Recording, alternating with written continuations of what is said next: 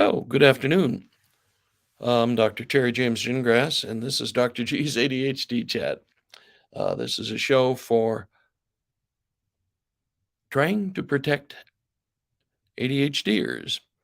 And because when we look at ADHD, boy, it is a rough life. And we tend to, although we probably try not to, make it worse than it happens, needs to be. Okay.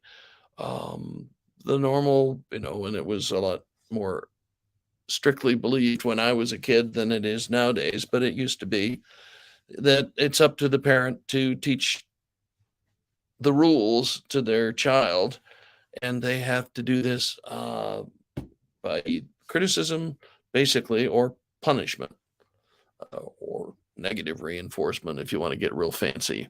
But they're not exactly the same thing, but they're pretty close. Anyway, so guess what? And that's supposed to make things better. That's supposed to, you know, get your child functioning the way he or she is supposed to be functioning, and keep them from making mistakes and doing things that embarrass mom and dad and so on. There's a problem though. Okay, with ADHD people, punishment doesn't work very well. Mainly because ADHD is a neurologic condition. Sorry, it's based on the fact that either certain neurotransmitters are not being manufactured fast enough or they're being metabolized too rapidly. But anyway, it isn't. I don't have ADHD myself, but I have an ADHD child. Actually, I have two, and and I just found out that I married into a whole family of people with ADHD. Funny how that doesn't always come out at the beginning of things, but you know that ADHDers are responding to an internal neurologic state, not to what's going on out in the world necessarily. They don't have very good control a lot of times, and if you, as the parent who studied ADHD and learned about it over the years, you recognize that this is the ADHD that's causing the difficulties. It's not that this is a behavior problem, and it certainly won't work with most of the traditional approaches to behavior problems because they're designed for people who don't have neurologic conditions. It's a really it's too bad because when you punish an ADHD kid or you criticize them, and I once a week I say this: the average ADHD child gets 70 critical comments per day. Now you think about that. What does that teach you about yourself and the world and so on? It's not a good thing. Okay, so in spite of this way of treating ADHD with a lot of criticism and a lot of punishment, there are people who manage to survive and who become quite successful in life. I tend to see more of and I'm a clinical psychologist in private practice. I tend to see more of the, folks who are in their early or late 20s or early 30s, and life has just kicked them in the teeth regularly. They have trouble holding jobs. They have trouble sustaining relationships. They frequently develop alcohol and or drug problems. And a lot of them have real low self-esteem, don't feel good about themselves. Um,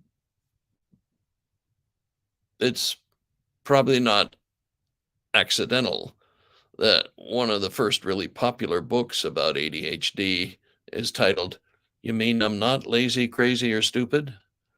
Because that's what ADHD kids get a lot of times from people, especially from people who don't know what they're talking about, which for some reason tend to be the louder people. So your ADHD kid gets too much criticism, and not just from the parents. It's, you know, teachers and coaches and PE teachers, I mean, all of them tend to um, criticize and criticize sometimes very negatively. I mean, it's hard not to be negative when you're criticizing, but you can really put the hammer down if you want to. And the sad thing is that in most cases, and I have had this with a bunch of my patients, a bunch of my families, you cut down the criticism, the behavior improves. Now, I don't know about you, but that just uh, strikes me as sad, but kind of humorous. Okay, I am working so hard. I'm punishing. I'm doing timeout. I'm doing, you know, sit by yourself in your room. I'm doing all kinds of stuff, and I'm trying to catch them every time they make a mistake, and da da da da da. And I'm getting temper tantrums and frustration and yelling and screaming, and all I have to do is quit criticizing, quit using behavior modification techniques, all that stuff, and it gets better. On the one hand, that's sort of like, you can keep your weight down and eat your Hershey's Kisses too. On the other hand, it's kind of pathetic. It's kind of sad. And you need to think about that when you're looking at your own behavior and how you're handling your own child, and consider it as an experiment. First thing I have a lot of my families do is have the parents take. Well, some of them are more techie and they want to use a computer or a iPhone. That's okay. I don't care. Or a 3x5 card is the simplest way. And just make a mark every time you make a critical comment. Make a different mark every time you make a positive comment, and see what you come up with at the end of the day. My guess is you'll be surprised at how often you do this. But you got to be aware of it and you got to really pay attention, because you've probably started to accept that as just the way things are. So,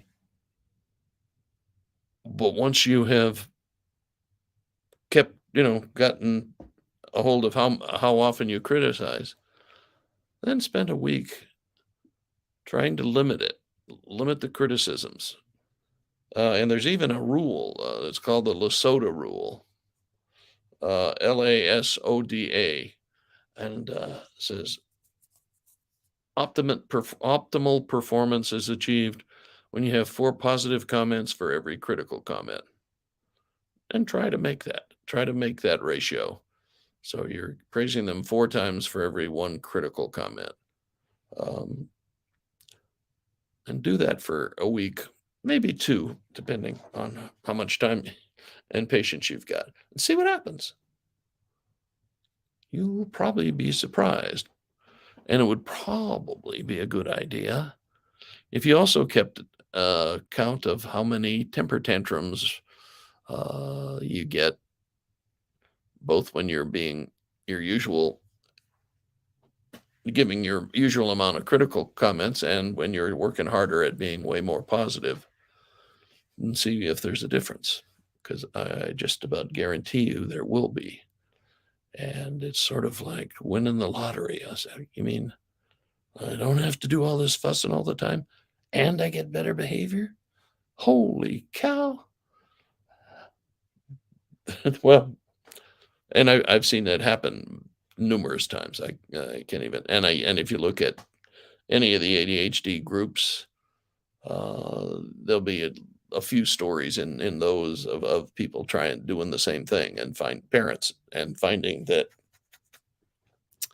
son of a gun, um, they respond better, because one of the things they're not aware of how much the ADHD affects them, and they take it personally, most of them.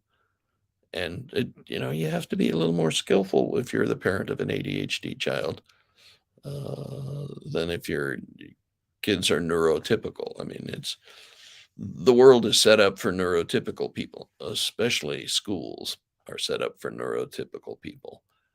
So, and then when you're always being criticized and you're always feel like you're always being punished, what do you do? Some people will give up, become depressed, quit trying. Some people will get angry and fight back. And sometimes in a not, well, it's definitely in a not well thought out way, but just kind of give up on everything. Screw it all. And those are the kiddos, that you worry about a lot because they're going to end up in a street corner somewhere and not good things are going to happen. And of course, there are other people who just get anxious and afraid to move, afraid to try anything. And you can't have any of those with your ADHD kid. Fact given, your ADHD child as an ADHD adult will make more mistakes than the average person. However, they're usually not that big a deal. And your ADHDer, if you want him or her to grow up to be a well functioning sort of adult, then they have to have a reasonably positive self esteem. Is it possible to have negative self esteem? Probably not. But anyway, they have to have relatively positive self image, think of themselves in positive ways, recognize that making mistakes is not the same thing as failing. Mistakes are something you learn from. They need to know that. They need to practice working like that.